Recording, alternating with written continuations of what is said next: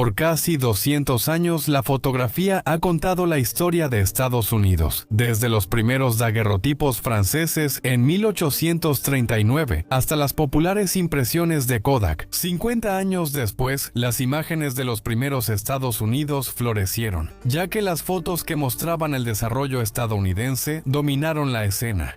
La frontera occidental tampoco era ajena al nuevo fenómeno. La era conocida como el Viejo Oeste ocurrió al mismo tiempo que la floreciente forma de arte de la fotografía. Y así, la maravilla visual de sus secretos ocultos y su rica historia existe hasta la era moderna. Sin embargo, algunas de esas imágenes en cuestión no están tan claramente ni correctamente explicadas como las fotos del siglo XXI, ya sea por limitaciones técnicas o por una conservación inadecuada. Varias fotos del oeste resultaron inquietantes, como ventanas a lo desconocido que dejan a la imaginación crear historias surrealistas. Para Huellas de la Frontera, estamos aquí para revelar la verdad detrás de 4 de esas instantáneas del salvaje, y a veces extraño, oeste, destacando la fotografía más inquietante de la frontera estadounidense.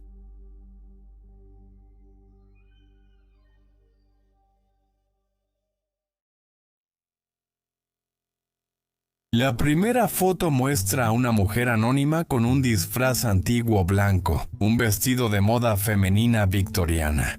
Incluye una máscara que cubre el rostro con ranuras negras en los ojos, nariz puntiaguda y cubierta en la boca. Guantes blancos cubren sus manos, así que cada centímetro de piel está cubierto, incluyendo un gorro blanco que cubre su cabello. La foto de 123 años por su naturaleza desvanecida hace que la mujer disfrazada parezca flotar, pues la tela del vestido termina y no se ven piernas ni pies. Ella domina el encuadre como un espectro, fantasmal y perturbadora, un espíritu de pesadilla victoriana. A la izquierda de la mujer y al fondo hay otra figura sombría, de pie como en posición de firmes, observando la escena. El observador ominoso lleva un sombrero oscuro, una chaqueta oscura, un pantalón oscuro. Todo en él inspira una sensación de temor. Para los espectadores contemporáneos, el retrato permite que la imaginación se desborde con teorías extrañas y erráticas. Algunos dudan de la autenticidad de la foto surrealista. ¿Pudieron los fotógrafos montar algo tan inquietante? Como muchos recuerdos del Viejo Oeste, ¿cuánto es real y cuánto es folclore? La respuesta es intermedia. Aunque nunca sabremos realmente el nombre de la persona detrás de la máscara blanca, tenemos una buena idea de quién estaba detrás de la cámara. La foto física en sí fue obtenida de un álbum de archivo titulado El Álbum de Recortes de Telling Grandin, preservado por la Universidad de Luisiana, fechado en febrero de 1903. El álbum narra las historias de un viaje grupal a Nueva Orleans para las celebraciones anuales del carnaval, especialmente el Mardi Gras. No se define el número exacto de personas en el grupo. Sin embargo, las entradas del diario en el álbum muestran varios nombres, incluyendo los 2 apellidos epónimos del título. Grace Telling, la esposa de Irving, y Willie Grandon, un colaborador. También hay un señor Elliot y una señora Pierce. Están Grace y Jamie, junto con Mary, Ruth y Pete. También aparecen Elsa y Frank, el conocedor de café. Pero es difícil discernir quién está relacionado con quién. Todo lo que sabemos es: llegaron en tren desde Evanston, Illinois. Tomaron muchas fotos y se fueron cuando el martes de carnaval dio paso al miércoles de ceniza. Grace o Mary son los nombres que mejor encajan con nuestra mujer de blanco. En el artefacto número 0016, un itinerario mecanografiado incluye una breve descripción de los intentos de la dama por correr hacia la plataforma cercana y capturar, cito, fotos perfectamente elegantes mientras el tráfico disminuía. La fotografía está al final de la página. ¿Será esta foto resultado de intentar tomar fotos elegantes? Aunque es lógico que una de las mujeres usara el disfraz y buscara un fondo tranquilo, la imagen luce demasiado compuesta para ser una foto improvisada.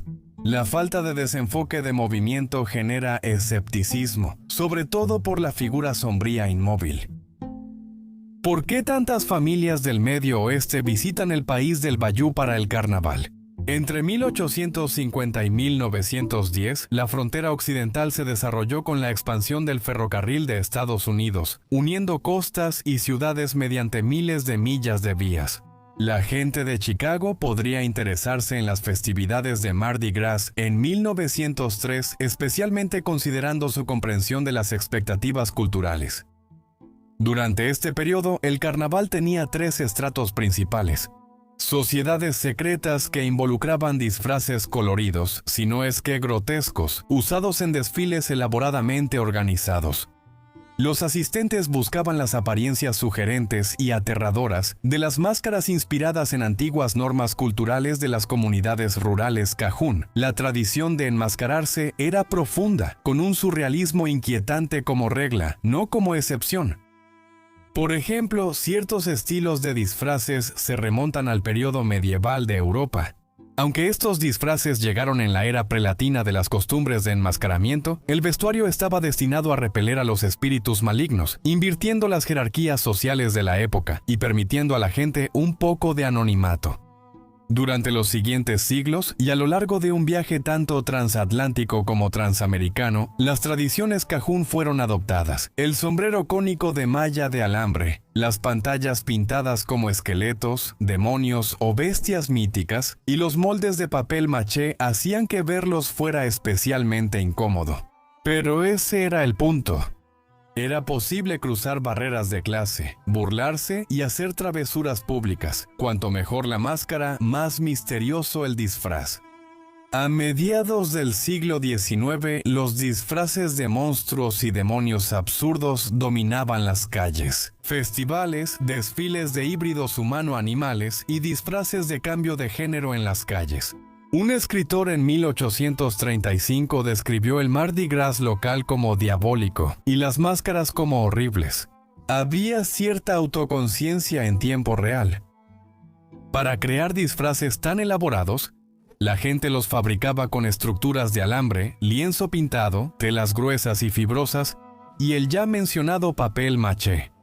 Un esquema de colores común incluía el blanco, que simbolizaba la fantasía o la pureza. Las máscaras blancas mostraban la fascinación victoriana por el luto y la muerte. Considera las largas exposiciones fotográficas de la época, el bajo contraste y el deterioro de la impresión original. Y tienes la receta perfecta para una pesadilla inquietante.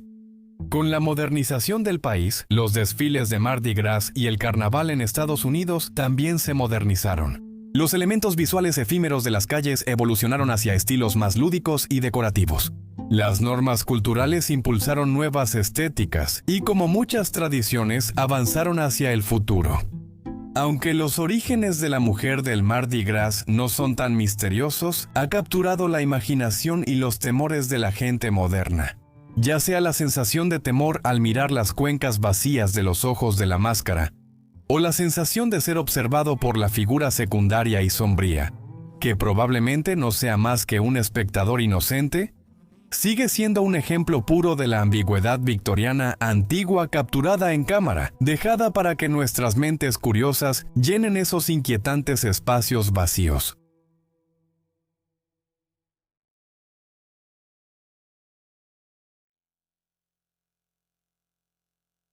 El segundo par de fotos muestra a un hombre muerto, un tal William T. Anderson. Desplomado en una silla, un hombre sin rostro lo sostiene. Bill el Sangriento, como lo llamaban, viste camisa de guerrillero, ropa vinculada a los terroristas confederados de la época. Sostiene un revólver y le falta media falange de un dedo. Su cabello siempre salvaje y desaliñado, sus párpados medio cerrados y una leve sonrisa torcida aún visible en su rostro demacrado.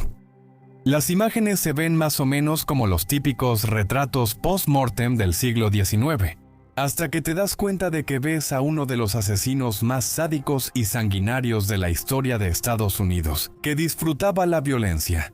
Como lo deja claro la sonrisa diabólica del forajido, hasta el momento en que su corazón dejó de latir, aunque se podría argumentar que nunca tuvo pulso. Para empezar, El doctor Ricardo B. Kais de Redmond, Missouri, compuso y tomó ambas fotos el 27 de octubre de 1864, tras la muerte de Anderson en el enfrentamiento en Albany, Missouri.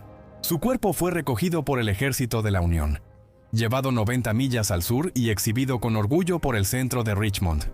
El Dr. Kais, dentista y fotógrafo amateur, fue la opción obvia para revelar las impresiones Tintype del título, que muestran la muerte de Bill el Sangriento, y pasaron por archivos militares, privados, y ahora llegan a esta pantalla. Compartir retratos post-mortem era una costumbre común en la sociedad del siglo XIX. La invención de la fotografía de daguerrotipo en 1839 cambió de inmediato el panorama de esta forma de arte, y la toma de fotografías dominó la escena, ya que resultó ser mucho más accesible que los retratos pintados. Sin embargo, las exposiciones largas dificultaban el proceso y facilitaban fotografiar a los fallecidos más que a los vivos. La práctica se hizo popular en Europa y Estados Unidos, sobre todo entre niños y quienes nunca pudieron tomarse una foto en vida. Las familias guardaban un último recuerdo, pues el cadáver era acomodado para parecer dormido. Mientras la guerra ocurría en el sur y el oeste, la fotografía post-mortem tuvo nuevos usos. Podía identificar a los desconocidos del peligroso territorio fronterizo. Proporcionaba pruebas para los agentes de la ley, advertencias públicas para el pueblo, propaganda para las masas para confirmar la muerte de un criminal despreciable o de un forajido escurridizo. ¿Qué mejor prueba que una fotografía, especialmente si se exhibía en las comunidades y mostraba mutilaciones corporales, como fue el caso de William T. Anderson, quien quizás sea el más odiado de todos? ¿Por qué se despreció tanto la vida de Bill el Sangriento y se celebró su muerte? Todo inició alrededor de 1840 en las tierras de cultivo del condado de Hopkins, Kentucky, cuando Anderson nació de padres proesclavistas, Martha y William Sr. Luego se mudaron a Huntsville, Missouri, y finalmente al volátil territorio de Kansas, donde la esclavitud era tema candente. La sangre pronto hirvió en ambos bandos del conflicto previo a la guerra civil, llamado Kansas Sangriento. Abolicionistas radicales se enfrentaron violentamente a proesclavistas y por 5 años los vigilantes dominaron brutalmente la región. El clan Anderson vivía cerca de lo que hoy es Council Grove, un pueblo inusual sin barbarie. Eso cambió cuando Ellis, hermano de Bill, asesinó a un vecino nativo americano y William Jr. mató a un miembro de la nación Ka'a. Para calmarse, trabajó transportando mercancía a Nuevo México.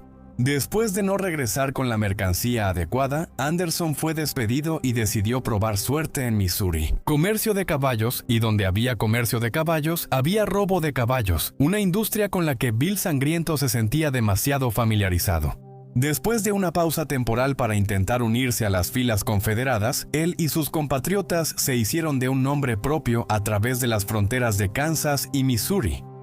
El robo de caballos derivó en incendio intencional.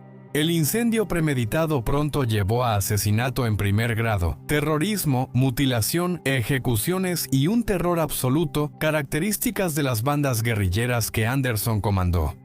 Sus tácticas eran consideradas las más viles y malvadas de sus cómplices confederados, sedientos de sangre. Supervisó asesinatos en masa, torturas, numerosos desollamientos y, en general, las oleadas de crímenes sociopáticos más sádicas registradas en los últimos 160 años. La masacre de Lawrence, Kansas, refleja la naturaleza del camino de guerra de Anderson.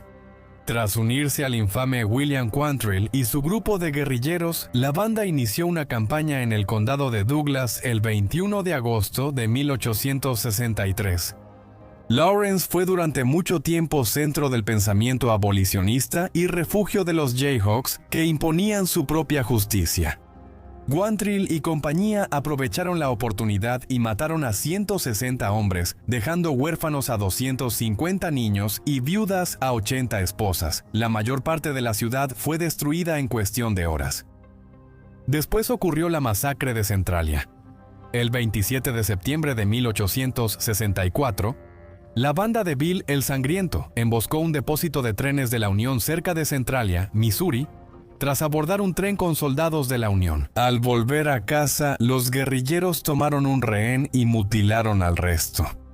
El único cautivo, el sargento Thomas Goodman, afirmó después que el ataque representó, cito, las atrocidades más monstruosas e inhumanas jamás perpetradas por seres con forma humana. Fin de la cita.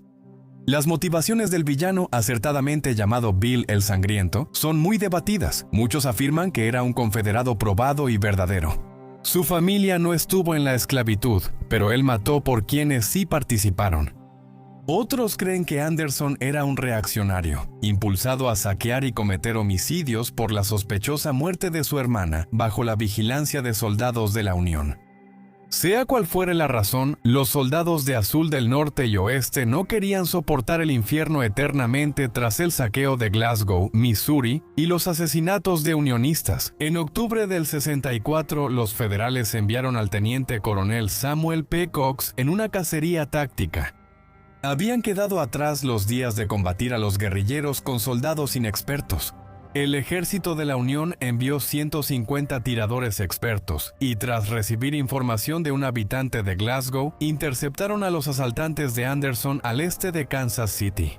Cuando los azules detuvieron la carga de los grises, casi todos los guerrilleros se retiraron, salvo el hijo de un general confederado y sangriento Bill. William T. Anderson murió al instante tras un disparo detrás de la oreja. La foto póstuma hizo más que capturar la muerte de un hombre. Creó la mitología de los forajidos, continuada por miembros del círculo de Anderson como Cole Younger y Jesse James. Su legado, simbolizando la delgada línea entre la justicia y la venganza. Estas imágenes dividen los matices de la política de la guerra civil y las atrocidades de la guerra de justicieros, tan comunes en las leyendas de la frontera.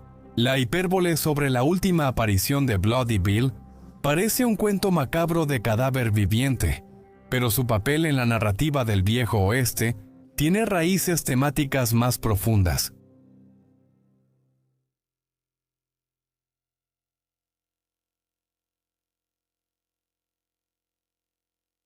No hay mucha información sobre la tercera foto en cuestión. Fuera de lo obvio, muestra una cárcel de madera en el territorio de Wyoming, fotografiada por C. Hart Merriam en 1893. Si miras de cerca, un prisionero anónimo se esconde entre las sombras dentro, junto con un hombre anónimo que lleva sombrero y chaqueta. De pie y visible afuera, el hombre señala la ventana donde asoma la cabeza del prisionero.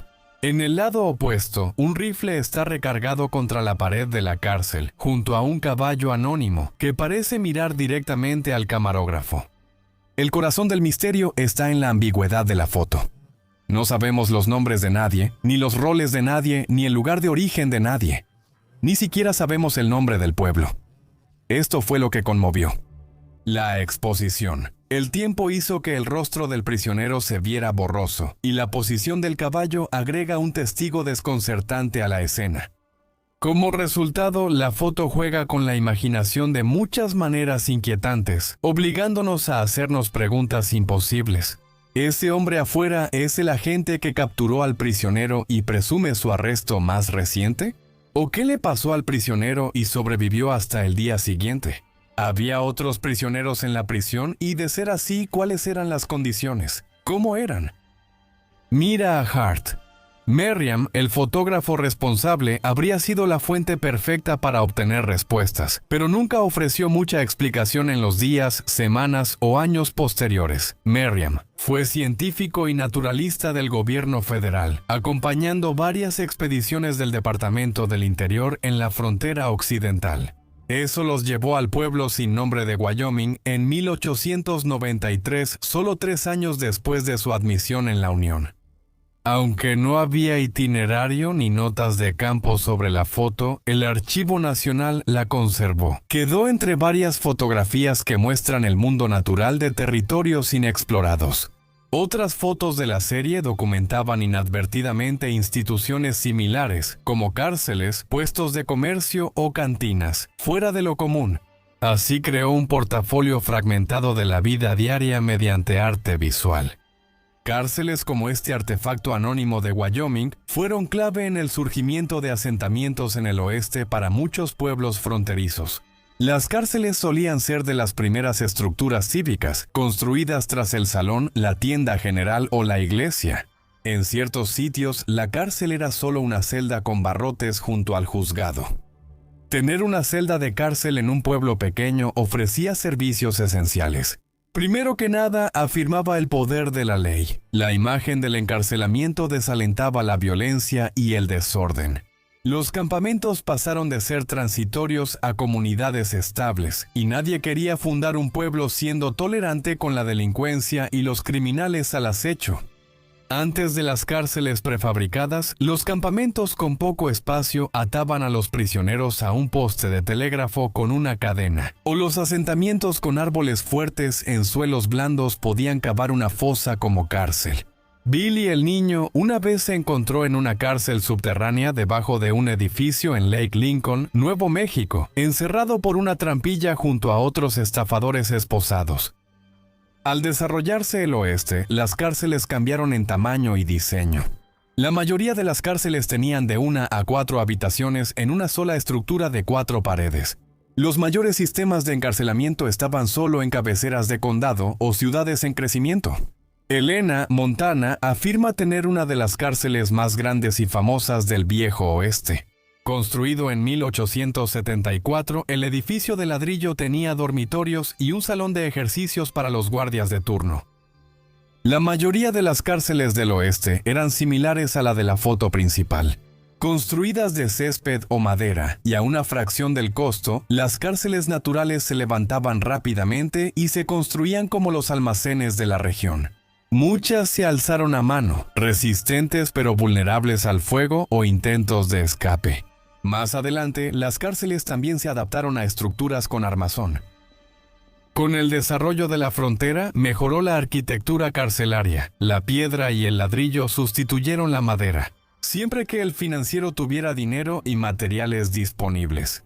El concreto no era común en el oeste hasta el siglo XX, pero el acero llegó antes, cuando los ferrocarriles abrieron el comercio en las montañas rocosas.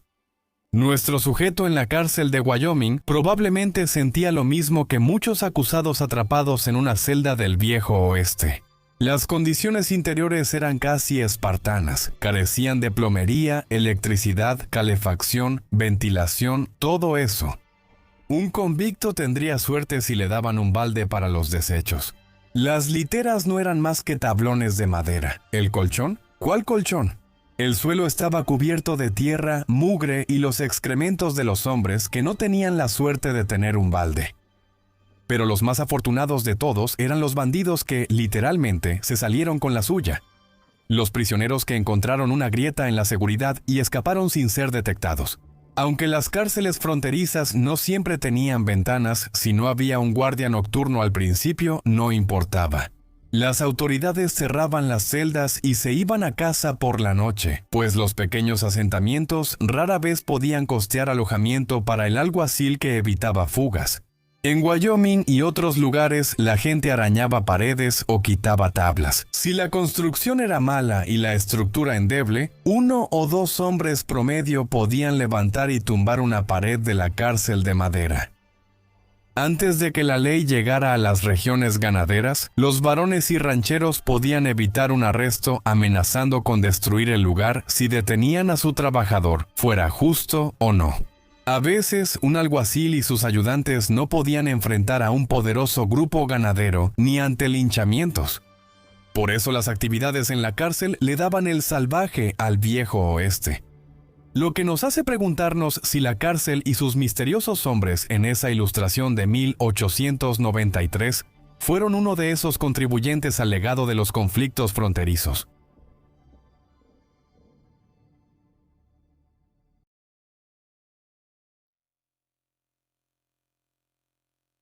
La foto final muestra a 6 bailarines Apache Can enmascarados y pintados, capturando a hombres adultos realizando la danza con o danza de la corona, una ceremonia esencial en la religión Apache. Solo los primeros 2 bailarines no están lo suficientemente enfocados como para distinguir claramente sus rostros cubiertos y la pintura decorativa en sus cuerpos. Aunque tiene un tono sepia, la foto parece tomada al atardecer o amanecer. Las sombras del crepúsculo y los cielos dorados generan un resplandor inquietante detrás de los bailarines. Su naturaleza ornamentada y en fila india aporta intriga y misterio, mientras sus toscos adornos y expresiones ocultas transmiten una sensación de fatalidad al espectador. La realidad no da motivo para temer. El título oficial de la foto es Apache Gone 1906. Eduardo S. Curtis, el legendario fotógrafo de la frontera de la vida indígena, tomó la foto mediante una impresión de platino palidio montada en papel. Este estilo permitía gradaciones tonales prolongadas, preservando y realzando la sutileza y viveza de la imagen. Los sujetos apaches, los ya mencionados bailarines de montaña, simplemente desfilaban con vestimenta ceremonial. La atmósfera única surgió del enfoque suave, la profundidad de campo, el degradado y la neblina sepia, dando sensación de espacio liminal. Por supuesto, su anonimato solo aumenta la sensación de inquietud. Eduardo Curtis buscaba este efecto, pero el lenguaje visual ominoso malinterpretó el momento. Simplemente no había nada inquietante en un momento ceremonial común que presagiaba celebración, no tormento. La foto incluía una buena dosis de instrucción artística. Apache Gone 1906 no fue el único en la interpretación creativa. Eduardo Curtis dedicó décadas a documentar la vida de los nativos americanos durante toda su carrera. Su obra maestra, El indio norteamericano, abordó los últimos vestigios de la cultura y estilos de vida precoloniales ante la asimilación forzada. Eran solo algunos de los 40,000 impresos, sin mencionar más de 10,000 cilindros de cera con grabaciones de campo creados por Curtis. Durante su vida, gran parte de su obra unió etnografía con recreaciones y un romanticismo hacia la desaparición de las formas de vida indígenas. Aunque estos temas no eran nuevos en el siglo XX, contrastaban con la realidad de los sujetos de Curtis. Para 1906, lo que quedaba de las tribus apache eran sobrevivientes de incontables guerras, batallas y reubicaciones. Su cultura pendía de un hilo, y no veía nada místico en su situación. La danza del con, como resultado, significaba más que nunca para la diáspora apache, una forma de cosmología apache. El nombre coloquial «danza de la corona» se originó por el tocado que usaban sus participantes, una deuda y ofrenda a los espíritus sagrados de la montaña. La tradición, antes llamada danza del diablo, dejó ese nombre erróneo que refleja el malentendido del hombre blanco sobre las figuras enmascaradas. En realidad, los bailarines invocaban protección, una petición de resguardo contra la hambruna o las enfermedades. Los disfraces y la presentación en general son canales para acceder al poder. A los observadores se les prohíbe tocar a los participantes mientras bailan. Aunque existen variaciones, las ceremonias promedio involucran a 5 bailarines, incluido un payaso, y cada bailarín recibe un papel específico y una identidad espiritual. El payaso es el anfitrión y comunica a los espíritus con los espectadores. Algunos bailes son más graciosos, y el humor es una cualidad, no un defecto. La danza yan se presenta en la ceremonia del amanecer, tradición de iniciación para niñas que pasan a la adultez. En la última noche, los bailarines rodean a la niña, cantan, tocan tambores y bailan al mismo ritmo. El movimiento se repite en patrones, como en trance, con energía. A veces, los bailarines lanzan una mezcla de maíz, polen o ocre molido sobre su estrella central. Cada danza es diferente a la anterior y la siguiente. No hay 2 ceremonias iguales. Cada bailarín desarrolla su propio estilo único e individualizado. Las danzas tienen coreografía, pero integran bien la improvisación. El ritmo de los cantantes y la percusión también dicta la actuación. El origen exacto de la danza con son es incierto. Varias bandas apaches tenían su versión, y los detalles variaban según el orador.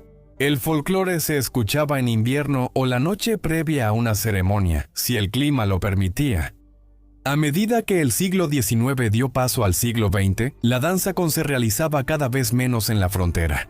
Los apache fueron forzados a un conflicto violento y luego confinados en reservas. El gobierno de Estados Unidos y los estados solían prohibir las danzas de disfraces y forzaban a las tribus a hacer sus ceremonias en privado, si las hacían. A pesar de esto, las danzas persistieron, aunque lejos de la interferencia del gobierno federal y en protesta por sus restricciones. Las representaciones teatrales tradicionales eran un símbolo de identidad cuando las pérdidas de los apache parecían insuperables. La danza de la corona, capturada por Eduardo Curtis, podría ser solo una extraña anomalía en las imágenes del viejo oeste. Pero el hecho permanece, no hay absolutamente nada salvaje en ello. Si acaso la imagen representa un evento que afirma la vida, nacido de la comunidad y la sanación. Los espíritus son fuertes con los apache en 1906 en la actualidad y todos los días de aquí en adelante.